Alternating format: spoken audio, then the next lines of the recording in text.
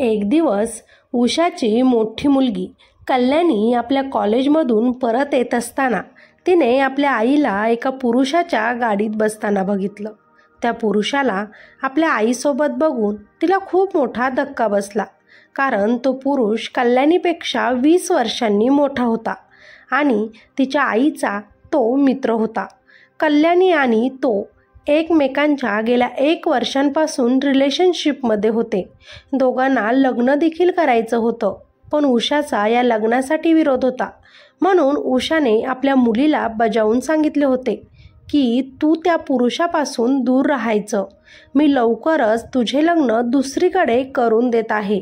म्हणूनच कल्याणीला प्रश्न पडला, जर आई मला सुरेशपासून दूर ठेवत आहे, आमच्या लग्नाला तिचा नकार आहे, तर ती स्वतः सुरेशसोबत त्याच्या गाडीत अशावेळी काय करत आहे आणि ते दोघे कुठे चालले आहेत. म्हणून कल्याणीने पटकनच त्या गाडीचा पिछा केला. गाडी एका आलिशान बंगल्यासमोर जाऊन थांबली. कल्याणीसुद्धा तिथे जाऊन पोहोचली. आपली आई आणि तिचा तो मित्र सुरेश, ज्याच्यावर कल्याणी प्रेम करत होती, या दोघांचे काही संभाषण ऐकून कल्याणीच्या पायाखालची जमीनच सरकली होती. तिला खूप मोठा धक्का बसला होता. तिची आई सुरेशकडून पैशांची बॅग घेत होती. ती कशाची होती हे कल्याणीला जेव्हा समजले, तिच्या तर अंगावरच काटा आला आणि तात्काळच ती तिथून रागाने निघून आपल्या घरी आली. संध्याकाळी ती आपली आई येण्याची वाट बघत होती. आज आई आल्याबरोबर तिच्यात आणि कल्याणीमध्ये बराच वाद झाला. तू म्हणेल त्या ठिकाणी मी लग्न करायला तयार आहे, कल्याणी आपल्या आईला म्हणाली. लवकरच उषाने कल्याणीचे लग्न महेश नावाच्या मुलासोबत करून दिले. खरं तर कल्याणी सुरेशवर फार प्रेम करत होती, पण त्याच्याबद्दल काही सत्य जेव्हा तिला त्या दिवशी समजले, तेव्हा तिला त्याचा फार राग आला आणि तिने रागातच महेशसोबत लग्नही करून घेतले.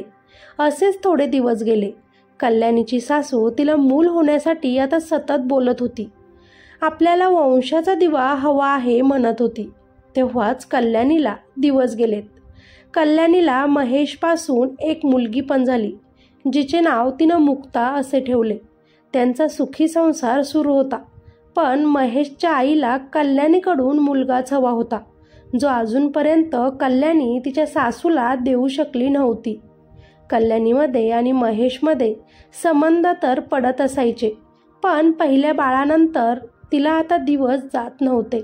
त्यामुळे सासूचा सासूरवास हा चांगलाच वाढला होता. छोट्या मुक्ताला सुद्धा त्रास दिला जायचा.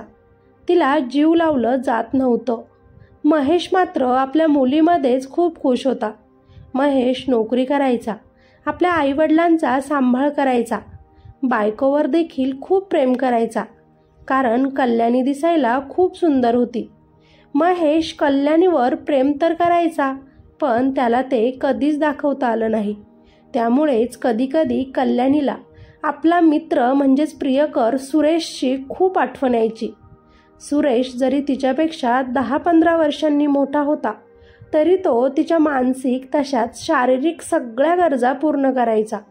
तिला काय हवं काय नको ते सगळं पुरवायचा. तिच्या छोट्या छोट्या गोष्टींची काळजी घ्यायचा. घरातील भांडणांमुळे कल्याणी सुरेशच्या जवळ गेली होती. त्याच्या प्रेमात ती पडली होती. पण कल्याणीची आई उषामुळे त्यांचे नाते कायमचे तुटले होते. उषा नेहमीच कल्याणीला बोलायची की सुरेशपासून तू दूर राहा, तो चांगला व्यक्ती नाही. कल्याणी नेहमीच आपल्या आईला विचारायची की तो का चांगला नाही, पण याचे उत्तर तिच्या आईकडे नसायचं. पण त्या दिवशी कल्याणीला सुरेश का चांगला नाही याचे उत्तर मिळाले होते. म्हणून तिनं रागात येऊन महेशसोबत लग्न केलं होतं. महेश कामांमध्ये खूप बिझी असायचा. मुलीसाठी बायकोसाठी त्याच्याकडे जास्त वेळ नसायचा आणि यामुळेच कल्याणीला सुरेशची खूप आठवण यायची. इकडे उषाचा पैसा घरात येणं जरा जास्तच वाढलं होतं. म्हणून नवरा सुदाम नेहमीच इतके पैसे तुझ्याकडे कुठून येतात हा विषय काढून उषासोबत भांडण करायचं देखील वाढत होतं. मोठ्या मुलीचं लग्न तर झालं होतं. घरात अजून 2 तरुण मुली होत्या, ज्यांच्यासाठी स्थळं बघायचं सुरू होतं. पण उषाची 2 नंबरची मुलगी मोहिनीला मुलगा बघायला आल्यानंतर मुलाच्या घरच्यांनी, खास करून मुलाच्या काकांनी जेव्हा उषाकडे बघितलं तेव्हा लगेचच लग्नाला नकार देऊन ते तिथून निघून गेले. पण शेवटी असे काही बोलून गेले की सुदामच्या पायाखालची जमीनच सरकली. तुमच्यासारख्या बाईच्या मुलीसोबत आमच्या इज्जतदार घरातील मुलाचं लग्न आम्ही करून देऊ शकत नाही. आता मात्र सुदामच्या डोक्यात एक नाही अनेक प्रश्न होते. मोहिनी आणि रोहिणीच्याही मनात बरेच प्रश्न सुरू होते. म्हणजे त्यांची आई बाहेर असे काय काम करते की बाहेरचे लोक येऊन आपल्यावर बोटं उचलून निघून जातात, हे त्यांनाही समजत नव्हते. पण सुदाम मात्र सगळं काही समजून चुकला होता की आपली बायको उषा ही बाहेर काय काम करते. आणि म्हणूनच खोलीमध्ये उषा आणि सुदामचं याच विषयावर भांडण सुरू होतं. तोपर्यंत इकडे मोहिनीने आपल्या आईचा मोबाईल लपूनच घेतला आणि आपली आई नेमकं कुठे जाते, काय काम करते, त्यात काही मिळेल का हे त्या मोबाईलमध्ये शोधू लागली. तेव्हा तिलाही धक्का बसला. तिच्या समोरही आईची सगळी सत्यता आली. तिने आपली लहान बहिणीच्या कानावरही हे सगळं घातलं की आपण कुठून आलेल्या पैशांनी मोठे झालो आहोत. इकडे उषा आणि सुदाम भांडण करत असताना सुदाम उषावर खूप चिडून तिला म्हणाला, मी अपंग झालो, मेलो तर नव्हतो ना. तू का अशा मार्गाने पैसे कमावले, का आपली इज्जत धुळीस मिळवली. तेव्हा उषा बोलू लागली, तुमच्या दवाखान्याचा खर्च आपल्याला पेलवणारा नव्हता. त्यात 3 मुलींचे आपण आई वडील आहोत. मला हे सगळं करणं भाग पाडलं आणि आता मी हे सगळं करेलच, कारण या सगळ्या गोष्टींची मला देखील आता सवय झाली आहे. अजून 2 मुलींचे लग्न मला करायचे आहेत. उषा बोलत होती. तेव्हा सुदाम म्हणाला, हे सगळं करण्यापेक्षा त्या 2 मुलींना विष घालून मारायला हवं होतं तू. मलाही जिवंत ठेवण्यापेक्षा मरण आलेलंच चांगलं असतं. किमान असे दिवस तरी मला आता बघावे लागले नसते. दोन्हीही मुली आता आपल्या आईचा राग राग करत होत्या. कधी एकदा आपले लग्न होईल आणि कधी एकदा आपण या घरातून निघून जाऊ असं त्यांनाही झालं होतं. कारण बाहेर गेल्यावर आता लोकांच्या नजरा त्यांना खायला उठायच्या. त्या उषाच्याच ह्या मुली आहेत असे लोक हळूहळू कुजबुजायचे. त्यांचा ते मजाक उडवायचे. मोहिनीसाठी बरेच स्थळं यायची आणि परत आलेली स्थळं मोडायची सुद्धा. असेच एक स्थळ मोहिनीला आले होते. मोहिनी ही सुंदर होती म्हणून त्या मुलाने तिला पसंत केले. मोहिनीला आपल्या प्रेमाच्या जाळ्यात खूप लवकर अडकवले. लग्न 2 महिन्यांवर होतं त्या अगोदरच तो मुलगा मुलीला घेऊन हॉटेलमध्ये गेला. जेव्हा त्याने मोहिनीकडे शरीर सुखाची माग केली तेव्हा तिने हे करण्यास साफ नकार दिला. पण थोड्याच तर दिवसात आपले लग्न आहे. मग काय झालं जर आता आपल्यात हे सगळं घडलं तर. त्याने बरोबरच तिला त्या गोष्टींसाठी तयार केले. त्यांच्यात सगळे प्रेम संबंध पार पडले आणि मग काय, त्याने पुढे जाऊन लग्नाला नकार दिला. यामुळे मोहिनी सुद्धा आता फार तुटली गेली. रडून रडून आपल्या आईला ती सांगू लागली, माझे काही चुकी नाही म्हणू लागली. तेव्हा तिची आई उषा तिला म्हणाली, लग्नाच्या अगोदरच जर तू त्या मुलासोबत खोलीपर्यंत जाऊन पोहोचली, तुमच्या दोघांमध्येही अनैतिक संबंध हे पार पडले गेले. त्याला लग्ना अगोदरच तुझ्याकडून सगळं काही सुख मिळालं. आता त्याला दुसरी कशाची आशा उरलीच नाही. म्हणून त्यानं तुझ्यासोबत लग्नाला साफ नकार दिला आहे आणि तो निघून गेला. हेच जर तू लग्नानंतर केलं असतं तर किमान तुझं लग्न तरी झालं असतं. जशी आई तशी मुलगी म्हणून ते लोक मोकळे झालेत. आता काही उपयोग नाही. एकतर स्थळ लवकर मिळत नाही, मिळालं तर असं तुटून जातं. तुमचा बाप अपंग होऊन बसला आहे. तुमचं सगळ्यांचं पालनपोषण मी कोणत्या अवस्थेत केलं माझी मलाच माहिती. आजही मला असे काही काम करावेच लागतात ज्यामुळेच आपल्या घरात इतका पैसा येतो. तुमच्या वडिलांचा उपचार होतो. कल्याणीचे लग्न तर झाले आहे पण तिला मुलगी झाली ज्यामुळे तिला सासूचा सासूरवास सहन करावा लागत आहे. पण तुमच्या दोघींचं मी आता काय करू. किती फोन करते सगळ्यांना पण लग्नासाठी मुलं मिळत नाही. आता तुम्ही एक काम करा, तुम्ही दोघीच तुमच्यासाठी मुलं शोधा आणि त्यांना माझ्याकडे घेऊन या. मग बघूया लग्न करायचं किंवा नाही. असे म्हणत रागातच उषा स्वतःचा आवरून घराच्या बाहेर निघून गेली. बाप मात्र दोन्हीही मुलींकडे बघत त्यांना म्हणत होता, असे दिवस बघण्यापेक्षा मी मेलो असतो तर बरं झालं असतं. जिवंतपणी तुमच्या आईने मला मारले आहे. तिचे हे काळे कृत्य बघण्या अगोदरच माझे डोळे बंद झाले असते तर बरे झाले असते. रोहिणीने सुद्धा आईने सांगितल्यावर आपल्यासाठी एक मुलगा शोधला आणि ती त्याला डेट करू लागली. माझ्यासोबतच लग्न कर असे त्या मुलाला म्हणू लागली. पण प्रकाश रोहिणीला लग्नासाठी नकार देत होता. मी फक्त टाइमपास करत होतो असे म्हणत होता. रोहिणी मात्र हुशार होती म्हणून ती प्रकाशच्या खोलीपर्यंत जाऊन पोहोचली नव्हती.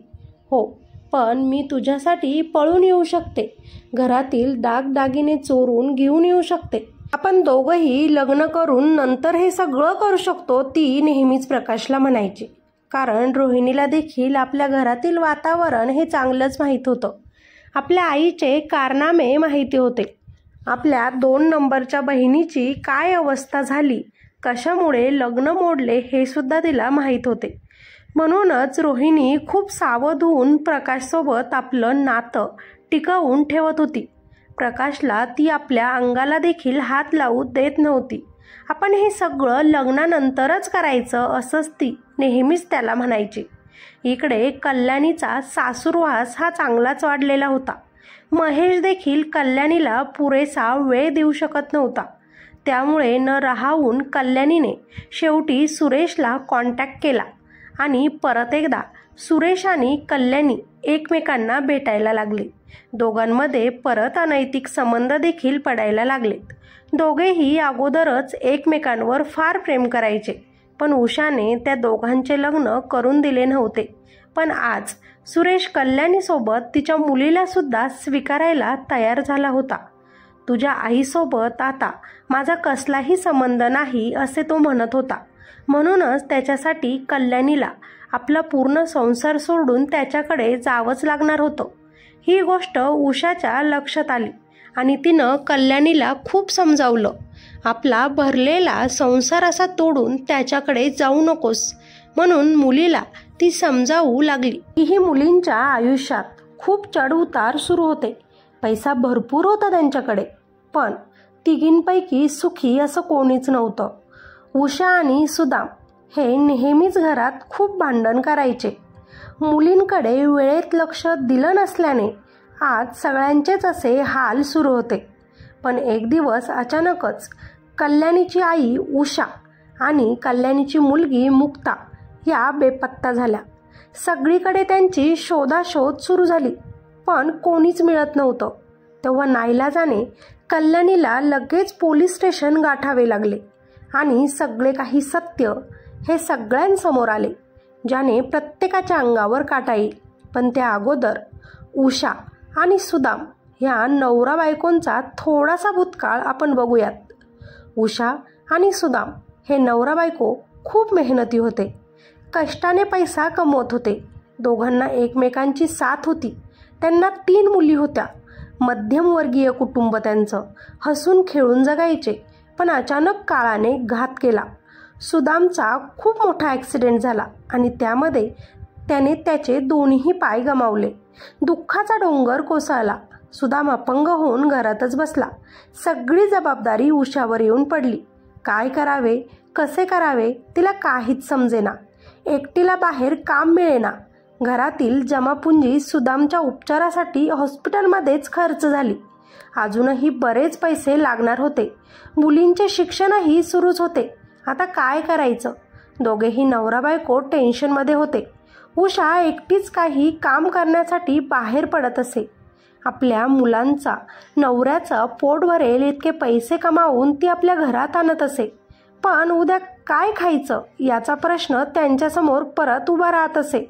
असेच एकामागून एक दिवस जात होते. पण अचानकच उषाची परिस्थिती सुधारत चालली होती. ती घरातून सकाळी लवकर जात असे, पण येताना तिच्याकडे भरपूर असा पैसा राहत असे. मुलींना तिनं चांगल्या शाळेंमध्ये टाकलं होतं. आपल्या नवऱ्याचा उपचार तिनं परत एकदा नव्यानं सुरू केला होता. घरात सगळ्यांना प्रश्न पडला होता की उषाकडे इतका पैसा कुठून येतो, पण समजायला काहीच मार्ग नव्हता. नवरा अपंग असल्यामुळे उषा काय करते, कुठे जाते ते देखील त्याला बघता येत नव्हतं. म्हणून त्याचीही आता फारशी चिडचिडच होत असे. हळूहळू करून त्यांच्या मुली मोठ्या व्हायला लागल्या, पण त्यांना आपल्या आईवडिलांचे प्रेम हे मिळाले नाही. कारण उषाला आता मुलींना टाईम द्यायला वेळच नव्हता. त्यामुळे तिने मुलींची जबाबदारी नवरा घरात असतो म्हणून त्याच्या एकट्यावरच टाकली होती. सकाळ झाली की आपलं आवरून ती घराच्या बाहेर पडत. आता तर तिच्याकडे इतका पैसा झाला होता की तिनं तिच्या घरात काम करण्यासाठी सुद्धा एक मोलकरीण ठेवली होती. मुली आता तरुण झाल्या होत्या, कॉलेजला जायला लागल्या होत्या. नवरा सुदाम आणि उषा यांच्यामध्ये देखील आता चांगले संबंध नव्हते. नेहमीच त्यांच्यात भांडणे व्हायची. तो अपंग असल्यामुळे नेहमीच त्याला उषाकडून ऐकवणूक मिळत असे. आपल्यामुळेच हे पूर्ण घर चालतं ती आपल्या नवऱ्याला म्हणत असे. मुलींचेही चांगले लाड सुरू होते, पण तीही तरुण मुली आपल्या आईला नेहमीच एक प्रश्न विचारायच्या की तू इतके पैसे कुठून आणते, तू काय काम करते. पण त्यांच्या आईकडे याचे उत्तर नसायचे. तुम्ही खुश आहात ना, तुम्ही मजा करत आहात ना, तुम्हाला कशाची कमी नाही ना, तर मग मला असे प्रश्न विचारत जाऊ नका, ती आपल्या मुलींना बोलायची. एक दिवस उषाने आपली मोठी मुलगी कल्याणीला एका पुरुषासोबत बघितलं आणि म्हणूनच उषाने घाईतच आपल्या मोठ्या मुलीचं लग्न महेश नावाच्या मुलासोबत पटकन असं करून दिलं होतं आणि दुसऱ्या दोघीही मुलींना स्वतःसाठी मुले तुम्हीच शोधा म्हणून सांगून देखील दिलं होतं. तरुण मुली होत्या म्हणून त्यांनीही स्वतःसाठी मुले शोधून ठेवले होते. पण 2 नंबरच्या मुलीचा होणारा नवरा यानं लग्न अगोदरच तिचा फायदा घेतला आणि तिला सोडून तो पळून गेला. कल्याणीची मुलगी आणि आई जेव्हा बेपत्ता झाल्या तेव्हा खूप मोठी सत्य घटना सगळ्यांच्या समोर आली. कुणीतरी कल्याणीच्या मुलीला संपवलं होतं आणि उषा तिला वाचवण्याचा बराच प्रयत्न करत होती, पण त्यामध्ये ती असफल ठरली होती. परंतु पोलिसांनी उषाला ताब्यात घेतलं होतं तेव्हा उषाने बरेच उलगडे केले. बरेच मनातील प्रश्न उत्तरे सगळ्यांसमोर तिनं मांडले. उषा बोलू लागली, माझ्या नवऱ्याचे पाय गेले, माझा नवरा अपंग झाला, 3 मुली सांभाळण्यासाठी घरात पैसा नव्हता, कुणी काम देत नव्हतं. एक दिवस अन्न मिळायचं पण उद्याचा प्रश्न पडायचा. एक दिवस काहीच पैसे मिळाले नाही. घरी मुली अन्नासाठी वाट बघत असतील माहिती होतं. म्हणून निराश होऊन खूप वेळ एकटी चालत चालत असेच रस्त्याच्या कडेला येऊन उभी राहिले. काय करू काय नको विचार करत असताना एक गाडी येऊन अचानकच माझ्याजवळ थांबली. गाडीमधील व्यक्ती जे काही बोलला ते ऐकून मला धक्काच बसला. मी माझ्या आजूबाजूला नजर फिरवली म्हणजे मी आज एका चुकीच्या रस्त्यावर उभी होते हे मला समजलं. म्हणजे आजूबाजूच्या ज्या स्त्रिया उभ्या आहेत त्याही हेच काम करतात आणि म्हणूनच त्या इतक्या श्रीमंत आहेत. मग मी हे काम का करू नये माझ्या मनात विचार आला आणि मी काहीच विचार न करता त्या गाडीत बसले. त्या माणसाने मला त्याच्या घरी नेले. तो दुसरा तिसरा कोणी नसून सुरेश होता. त्याची रात्रीची भूक मिटवण्यासाठी आज मीच त्याची शिकार होते. मीही त्याचं खूप मनोरंजन केलं. आमच्यात त्या दिवशी अनैतिक संबंध पडले. त्या बदल्यात सुरेशने मला खूप जास्त पैसे दिले जे घेऊन मी आनंदानेच घरी परतले. आज मी खूप वाईट काम केलं होतं. माझ्या नवऱ्याला खूप मोठा धोकाही दिला होता. पण हे सगळं मी माझ्या नवऱ्यासाठी आणि माझ्या मुलींसाठीच केलं होतं. गरिबीतून वर येण्यासाठी केलं होतं. त्यानंतर मी नेहमीच त्या रस्त्यावर जाऊन उभी राहायला लागले. रोज रोज वेगवेगळे कस्टमर मला मिळायला लागले. भरपूर असा पैसाही मिळायला लागला आणि मी श्रीमंत होत गेले. सुरेश मात्र माझा रेग्युलरच कस्टमर होता. तो मला त्याच्या मनात येईल तेव्हा फोन करत असे. त्याचे आधीच लग्न झाले होते. त्याला स्वतःचे असे मुलं देखील होते.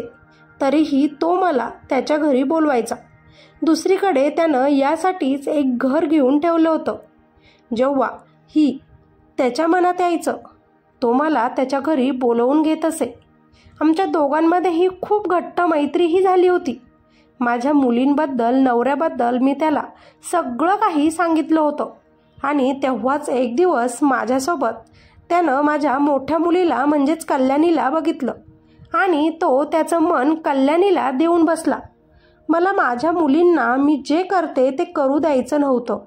माझ्या तिन्ही मुलींची आयुष्य मला आनंदाने भरून काढायचे होते, पण मी असफल होत होते. मी जेव्हा सुरेशला आणि माझ्या मुलीला एकत्र बघितलं, माझ्या देखील पायाखालची जमीनच सरकली. एक दिवस सुरेश मला घेऊन त्याच्या घरी आला आणि शरीरसुखाची मागणी करू लागला आणि म्हणाला, गेल्या कित्येक वर्षांपासून आपण दोघंही एकत्र आहोत. मी तुला बरेच पैसे दिले, पण आता मला तुझ्या मुलीसोबतच लग्न करायचे आहे. तिच्यासोबतच माझा संसार सुरू करायचा आहे. त्याचवेळी मी कल्याणीला दरवाजामध्ये उभे बघितले होते, म्हणून सत्य तिच्यापर्यंत पोहोचले पाहिजे असेच मी ठरवले. आणि खरंच तिला माझ्याबद्दल आणि सुरेशबद्दल त्या दिवशी समजलं. पण सुरेश मला म्हणाला, आता मला तुझ्यासोबत काहीही एक संबंध ठेवायचे नाहीत. मला कल्याणीच उद्यापासून माझ्या खोलीत हवी आहे. तू जीही रक्कम मागेल ती मी तुला देईन. माझ्या मुलीनं आमचं संभाषण ऐकलं आणि रागानेच तिथून ती निघून गेली. घरी आल्यानंतर मला तिने खूप ऐकवलं, पण मी तर फक्त माझ्या मुलींसाठीच हे केलं होतं.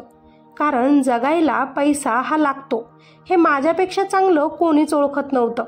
पैसा असेल तर सगळं आहे, नाही तर काहीच नाही हे मी समजून चुकले होते. माझ्या मुलीची नाराजगी सहन करत मी कल्याणीचं लग्न महेशसोबत लावून दिलं होतं. कल्याणी आणि महेशला एक मुलगी देखील झाली होती. आणि तेव्हाच माझ्यासमोर परत एकदा सुरेश आणि कल्याणीचं सत्य बाहेर पडलं. ते दोघेही पळून जाऊन लग्न करणार असल्याचे मला समजले. तिचा सुखी संसार होता, तरी देखील तो मोडून ती त्या माणसासोबत जाणार होती. त्यानं तिच्या आईलाही सोडलं नव्हतं. तेव्हाच मी हे सगळं कल्याणीला समजवायला चालले असताना एक गाडी आली आणि कल्याणीची मुलगी मुक्ताला त्या गाडीत टाकून काही माणसे तिला किडनॅप करत असल्याचे मला समोर दिसले. म्हणून घाईतच मी त्या गाडीचा पाठलाग केला. तेव्हा ती माणसे सुरेशचीच असल्याची गोष्ट माझ्या लक्षात आली.